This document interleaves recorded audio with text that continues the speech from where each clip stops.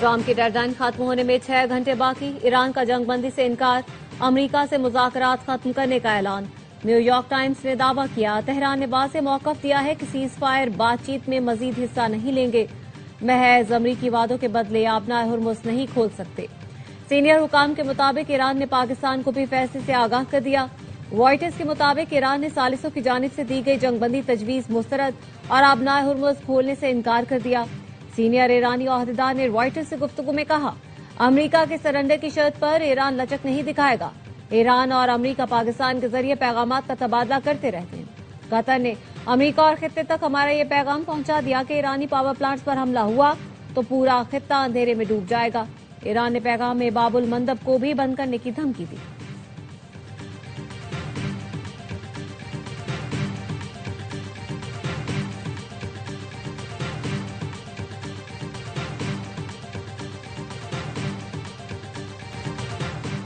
آج رات ایک پوری تہذیب ختم ہو سکتی ہے جو پھر کبھی واپس نہیں آئے گی، امریکی صدر ڈونلڈ ٹرمپ کی ایرانی قوم کو دھمکی۔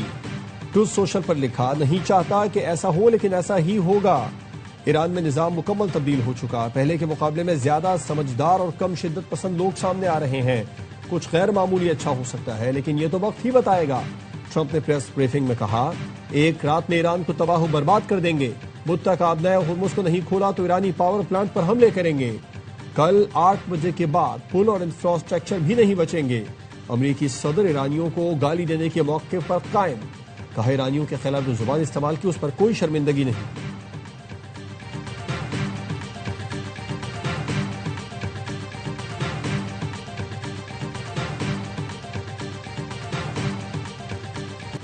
ڈیڈ لائن ختم ہونے سے پہلے ایران سے مثبت جواب مل سکتا ہے، امریکی نائب صدر کو اب بھی امید۔ جیری وینس نے کہا، ایران سے فیصلہ کن جواب کے منتظر ہیں تاکہ جلد جنگ کا خاتمہ ہو سکے۔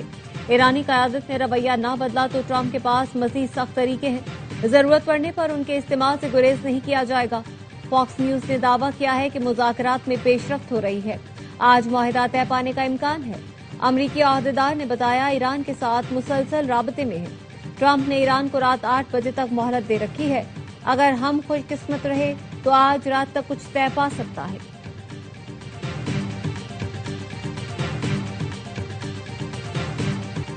وزیر اعظم شہباز شریف کا سعودی ولی عہد شہزادہ محمد بن سلمان سے رابطہ، سعودی عرب میں الجبیل آئل فیسلٹی پر حملے کی شدید مذمت، سعودی عرب کے ساتھ غیر متزلزل یکجہتی اور مکمل حمایت کا اعادہ کیا۔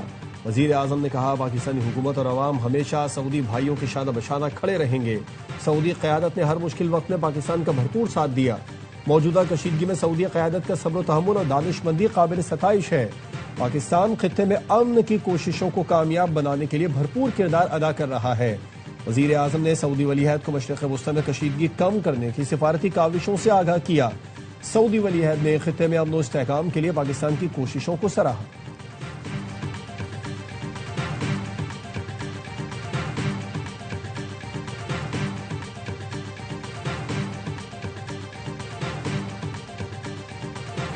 ایران کا سعودی عرب میں توانائی تنصیبات پر حملہ، صنعتی مرکز الجبیل میں پیٹرو کیمیکل کمپلیکس پر ڈرون اور میزائل داغ دیے۔ امریکی کمپنی ایکزون موبل، ڈاک کیمیکل اور صادرہ کو نقصان پہنچا۔ امریکی شیورون فلپس کمپنی بھی نشانہ بنی۔ پاسداران انقلاب کا کہنا ہے، سعودی عرب میں حملے شیراز میں کیے گئے حملوں کا جواب ہے۔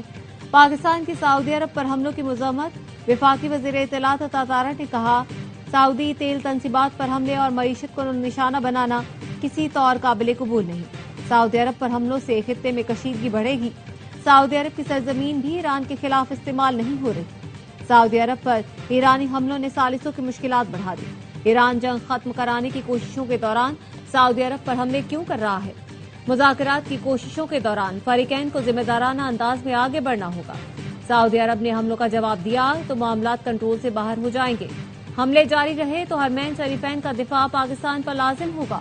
سعودی عرب پر حملے غیر ضروری کشیدگی ہیں، پاکستان کی عسکری قیادت کا رد عمل، فیلڈ مارشل سید عاصم منیر کی زیر صدارت کور کمانڈرز کانفرنس۔ سعودی عرب کے پیٹرو کیمیکل اور صنعتی کمپلیکس پر حملوں کی شدید تشویش اور اظہار مذمت۔ شرکا نے کہا، ایران کے حملے خطے میں جاری امن کوششوں کے لیے خطرہ ہیں۔ سعودی عرب پر حملے پرامن ذرائع سے تنازع کے حل کی مخلصانہ کوششوں کو نقصان پہنچا رہے ہیں۔ سنگین اشتعال انگیزی کے باوجود سعودی عرب کے تحمل و محتاط رویے سے ثالثی کی راہ ہموار ہوئی۔ فورم نے مشرق وسطی میں جنگ کی کشیدگی کے خاتمے کے لیے حکومتی کوششوں کی تعریف کی۔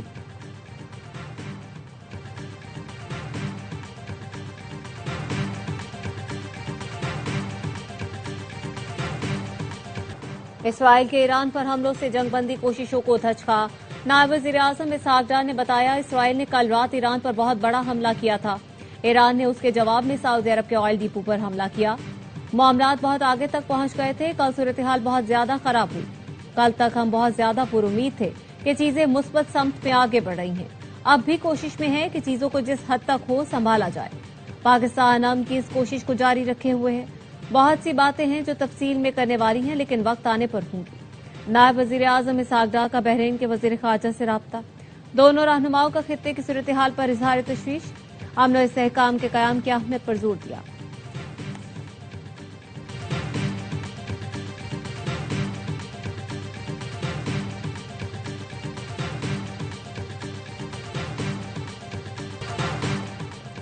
مشرق وسطی میں کشیدگی پر سلامتی کونسل اجلاس۔ آبنائے ہرمز کی سیکیورٹی کے لیے بحرین کی قرارداد چین اور روس نے ویٹو کر دی۔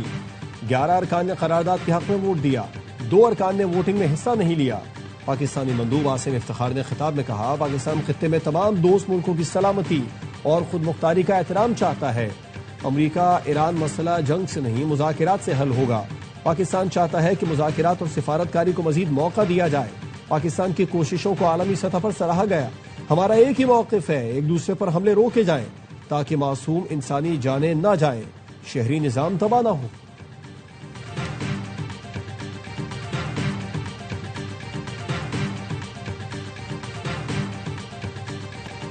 اسرائیل کے ایران کے شہری انفراسٹرکچر پر حملے۔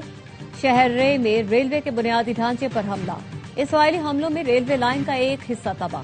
ٹریک کی تباہی سے تہران مشہد ریل سروس متاثر۔ شہر کاشان میں بھی پل تباہ ہونے سے ٹرین سروس معطل، 2 افراد شہید ہوئے۔ کاشان کے ہوائی اڈے پر بم برسائے۔ یحییٰ آباد میں ریلوے پل تباہ کر دیا۔ خرم آباد مہر آباد ایئرپورٹ پر بھی بم حملے۔ البرز پر حملے میں 2 بچوں سمیت 18 افراد شہید ہوئے۔ اسرائیل کا شیراز میں پیٹروکیمیکل کمپلیکس پر حملہ۔ پیٹروکیمیکل برآمدات کا 85% سے زیادہ حصہ ناکارہ۔ اسرائیلی حملے میں تہران میں واقع یہودی عبادت گاہ تباہ۔ امریکہ کا بھی ایرانی جزیرے خارق پر حملہ۔ امریکی نائب صدر نے کہا خارق پر تیل تنصیبات کو نشانہ نہیں بنایا گیا، فوجی تنصیبات ہدف تھیں۔ ایران کے جواب تک تیل تنصیبات پر حملے نہیں کریں گے۔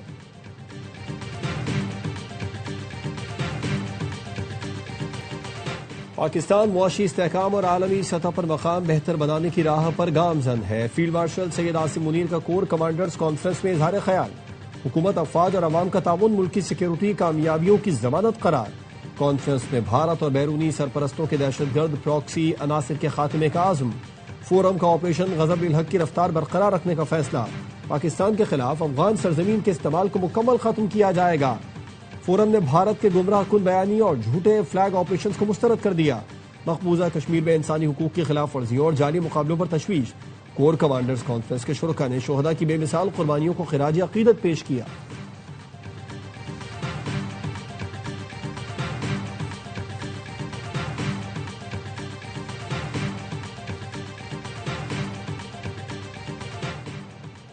پیٹرولیم مصنوعات کی ذخیرہ اندوزی ناقابل معافی ہے، ملوث افراد کے خلاف سخت قانونی کارروائی کی جائے گی۔ وزیر اعظم کے پیٹرولیم مصنوعات سے متعلق اجلاس میں گفتگو۔ کہا قوم علاقائی صورتحال کی سنگینی کے پیش نظر کفایت چواری مہم میں اپنا حصہ ڈالے۔ وزیر اعظم کو مارکیٹیں رات 8 بجے بند کرنے پر بریفنگ دی گئی۔ بتایا گیا سندھ میں بھی بازار رات 8 بجے بند کرنے پر مشاورت جاری ہے۔ صوبائی حکومتوں سے تیل سبسڈی کے حامل افراد کے قوائف موصول ہونا شروع ہو گئے۔ معاشی استحکام کے لیے کفایت چواری سے متعلق فیصلوں پر عمل درآمد پر بریفنگ۔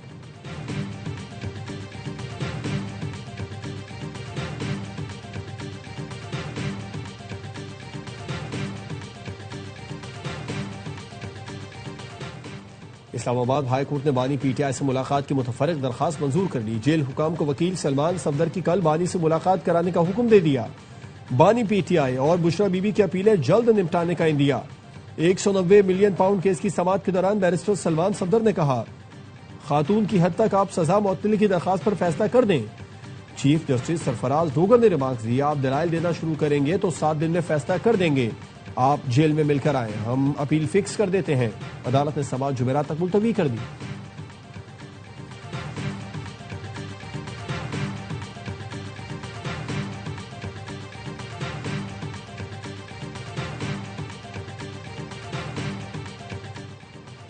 پاکستان نے آج یورو بانڈ کی ادائیگی مکمل کر لی۔ پاکستان نے یورو بانڈ کی مد میں 1 ارب 43 کروڑ ڈالر کا قرض واپس کیا۔ یورو بانڈ کی مدت بدھ کو ختم ہو رہی تھی۔ مشیر وزارت خزانہ خرم شہزاد کا کہنا ہے بروقت قرض ادائیگی سے پاکستان کی مالی ساکھ مزید مستحکم ہوئی۔ قرض کی بروقت واپسی ملکی صلاحیت اور کریڈیبلٹی کا ثبوت ہے۔ وزیر خزانہ محمد اورنگزیب نے قومی اسمبلی کو بتایا تحصیلات زر پر تاحال کوئی منفی اثر نہیں پڑا۔ قومی خزانے پر بوجھ پڑنے والے اداروں کی نجکاری ناگزیر ہے۔ حکومت نے 26 اہم ادارے نجکاری کمیشن کے حوالے کر دیے۔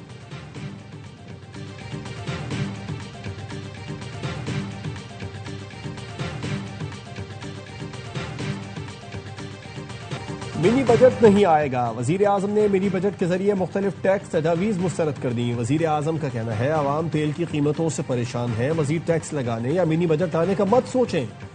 IMF کو کشیدہ صورتحال کے پیش نظر اہداف پر نظر ثانی کے لیے منائیں۔ وزیر اعظم کا مشرق وسطی کی کشیدہ صورتحال کے باعث بجٹ تجاویز میں مفصل مشاورت کا حکم۔ مشرق وسطی کی کشیدہ صورتحال کے پیش نظر بجٹ جون کے پہلے یا دوسرے ہفتے میں لانے کا امکان۔ نیشنل ٹیرف کمیشن کے اصلاحاتی اقدامات سے متعلق جائزہ اجلاس۔ وزیر اعظم نے کہا نیشنل ٹیرف کمیشن کو ڈیجیٹلائز کر کے شفافیت یقینی بنائی جائے۔ کمیشن نے کیسز کی تاخیر کسی صورت برداشت نہیں۔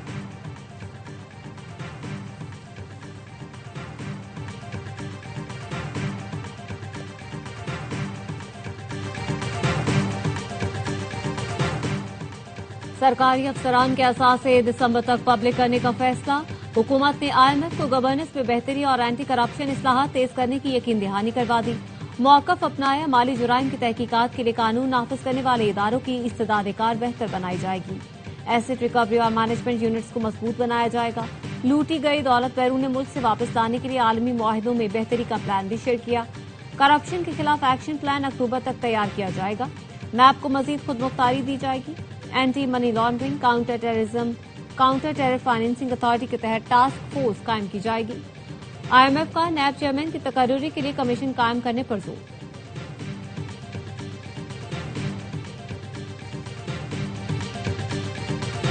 وزیر اعظم شہباز شریف سے ترکی کی آئینی عدالت کے صدر کی ملاقات۔ وزیر اعظم نے کہا پاک ترک برادرانہ تعلقات جامع معاشی شراکت داری کی جانب گامزن ہیں۔ انصاف تک رسائی کے لیے پاکستان اور ترکی تجربات سے فائدہ اٹھا سکتے ہیں۔ جلد انصاف کے لیے ڈیجیٹل ٹیکنالوجی کے تبادلے کی وسیع استعداد موجود ہے۔ موسمیاتی تبدیلی اور انسداد دہشت گردی کے قوانین پر تعاون کیا جا سکتا ہے۔ ترک وفد کا شاندار مہمان نوازی پر اظہار تشکر۔ کہا پاکستان کے ساتھ محبت ہر ترک شہری کی رگوں میں بسی ہے۔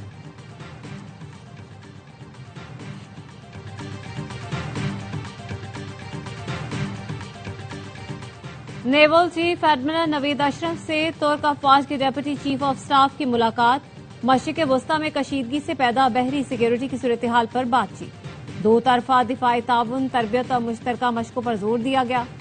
ترک افواج کے deputy chief of general staff نے پاکستان نیوی کے کردار اور کاوشوں کو سراہا۔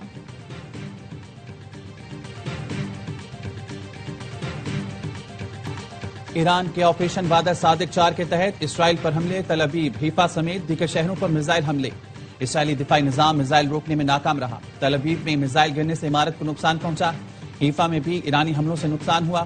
28 فروری سے جاری جنگ میں ایران نے اسرائیل پر 500 سے زائد بیلسٹک میزائل داغ دیے۔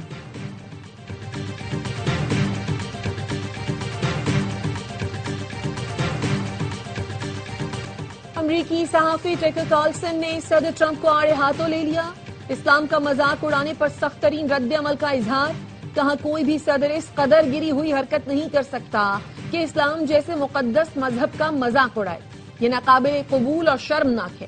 آپ خود کو کیا سمجھتے ہیں؟ ایسٹر کی صبح ایسے الفاظ ٹویٹ کر رہے ہیں۔ ایسے الفاظ نہ صرف اسلام بلکہ عیسائیت کا بھی مذاق ہے۔ چینی تجزیہ کار وکٹر گاؤکی نے اسرائیل کو وارننگ دے دی۔ کہا اگر اسرائیل کسی بھی ملک خصوصاً ایران کے خلاف ایٹمی ہتھیار استعمال کرتا ہے تو اسے بین الاقوامی سطح پر شدید رد عمل اور تنہائی کا سامنا کرنا پڑے گا۔ ایٹمی جنگ ہوئی تو کوئی بھی زندہ نہیں بچے گا۔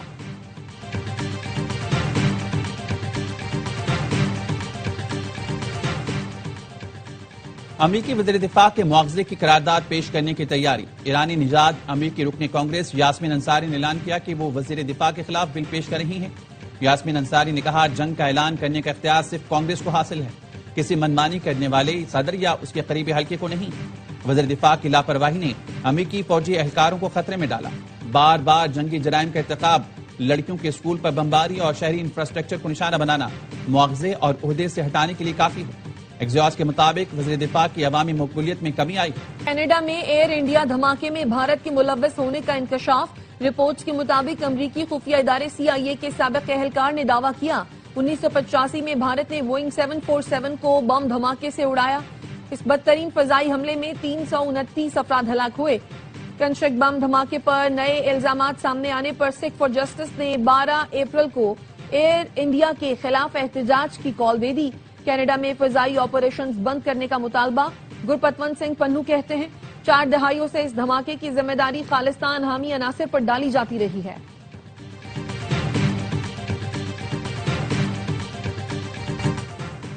وارنر کی کپتانی میں ٹیم اچھا پرفارم کر رہی ہے، غیر ملکی کھلاڑیوں کے تجربے سے فائدہ ہوتا ہے۔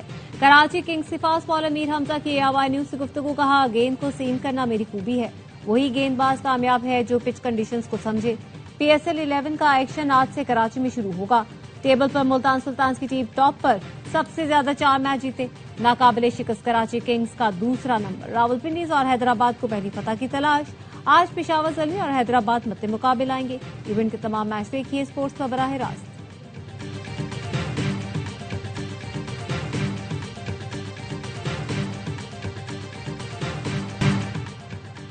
کھلاڑی شائقین کے سامنے کھیلیں گے تو ان کی حوصلہ افزائی ہوگی۔ سابق کرکٹرز کا ہر لمحہ پرجوش PSL اسپیشل میں اظہار خیال۔ باسط علی نے کہا کراچی میں بولرز کا راج ہوگا، کم اسکور والے میچ ہوں گے۔ کامران اکمل نے کہا راولپنڈیز اور حیدرآباد کے پاس اب غلطی کی گنجائش نہیں، راولپنڈیز، حیدرآباد اور کوئٹہ کو کھیل بہتر کرنے پر توجہ دینا ہوگی۔ پروگرام میں اداکارہ مائرہ خان بنی مہمان، سامنا کیا دلچسپ سوالوں کا۔ مصطفیٰ چودھری نے ندم سیٹھی کا روپ دھارا، عادی نے مسکراہٹیں بکھیری۔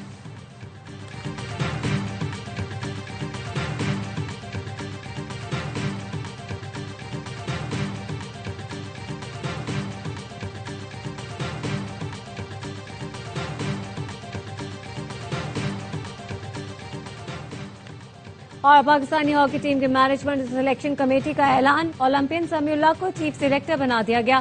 نعیم اختر، کاشف جواد، ناصر علی محمد خالد سلیکشن کمیٹی میں شامل۔